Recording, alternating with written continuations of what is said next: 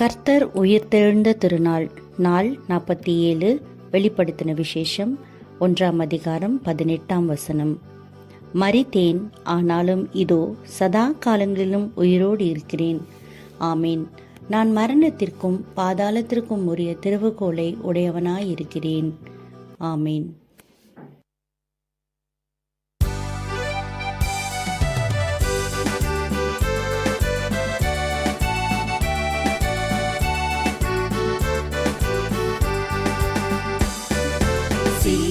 சுநாதனுக்கு ஜெய மங்களம், மதிநாதனுக்கு சுபமங்களம்.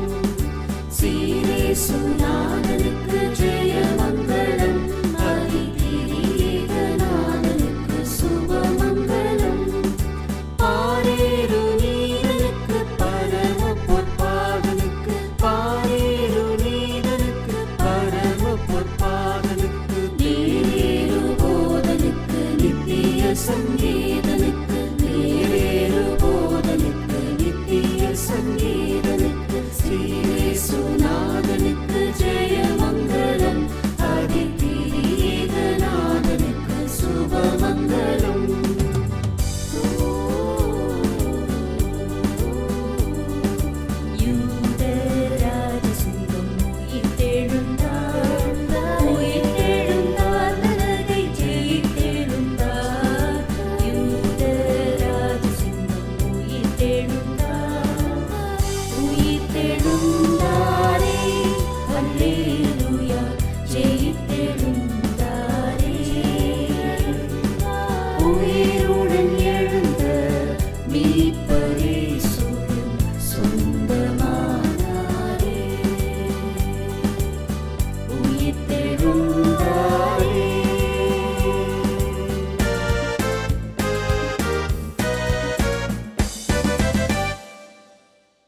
கிறிஸ்துவுக்குள் அருமையானவர்களே, இந்த உயிர்த்தெழுந்த திருநாளிலும் நம்முடைய சிந்தனை பொருள் உயிரோடு எழுந்த கிறிஸ்து. 2 தலைப்புகளின் கீழாக நாம் இந்த நாளின் சிந்தனையை தொடர்வோம். முதலாவது, அவர் உயிர்த்தெழுந்த கிறிஸ்து. மத்தேயு 28:6ஆம் வசனம், அவர் இங்கே இல்லை, தாம் சொன்னபடியே உயிர்த்தெழுந்தார். மத்தேயு 16:21, இயேசு தாம் எருசலேமுக்கு போய் மூப்பராலும் பிரதான ஆசாரியராலும் வேத பாதகராலும் பல பாடுகள் பட்டு கொலையுண்டு 3ஆம் நாளில் எழுந்திருக்க வேண்டும் என்பதை தம்முடைய சீஷர்களுக்கு சொல்ல தொடங்கினார்.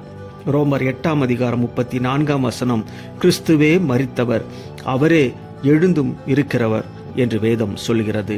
2வது, அவர் ஜெயித்தெழுந்த கிறிஸ்து. ஏசாயா 28:25-8ஆம் வசனம், அவர் மரணத்தை ஜெயமாக விழுங்குவார்.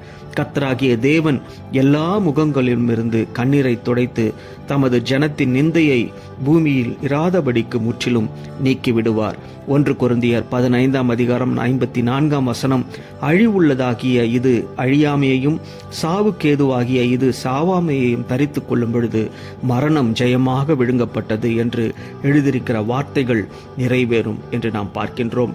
1 யோவான் 5ஆம் அதிகாரம் 4-5ஆம் வசனங்கள், தேவனால் பிறப்பதெல்லாம் உலகத்தை ஜெயிக்கும், நம்முடைய விசுவாசமே உலகத்தை ஜெயிக்கிற ஜெயம் என்று நாம் பார்க்கின்றோம். எனவே இந்த நாளிலும் உயிர்த்தெழுந்த கிறிஸ்துவாக, ஜெயித்தெழுந்த கிறிஸ்துவாக அவர் நம் மத்தியிலே அவர் இருந்து கொண்டிருக்கின்றார். நம்மை கனப்படுத்தி நம்மை வாழ்வித்துக் கொண்டிருக்கின்றார்.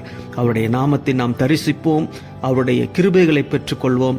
அவருக்கிடத்திலே நம்மை முழுமையாய் ஒப்பு கொடுத்து அவருடைய சாட்சிகளாக இந்த உலகத்திலே தொடர்ந்து நாம் வாழ்வோம்.